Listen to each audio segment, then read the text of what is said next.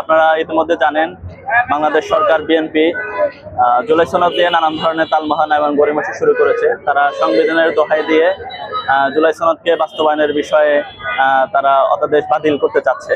আমরা জানি যে এটা তো সেই সংবিধান, যে সংবিধান হচ্ছে ৭২-এর, এটা হচ্ছে সেই সংবিধান ৭২-এর সংবিধান, যে সংবিধান শেখ মুজিবকে বাকশাল তৈরি করতে সাহায্য করেছে। এটা সেই সংবিধান, যে সংবিধান হচ্ছে হাসিনাকে ফ্যাসিস্ট হতে সাহায্য করেছে। সুতরাং জুলাই গণ অভ্যুত্থান কোনো সংবিধান দেখে অভ্যুত্থান হয়নি। আমরা জানি যে ২০০০ ছাত্র জনতা এই জুলাই গণ অভ্যুত্থানে শাহাদাত বরণ করেছেন।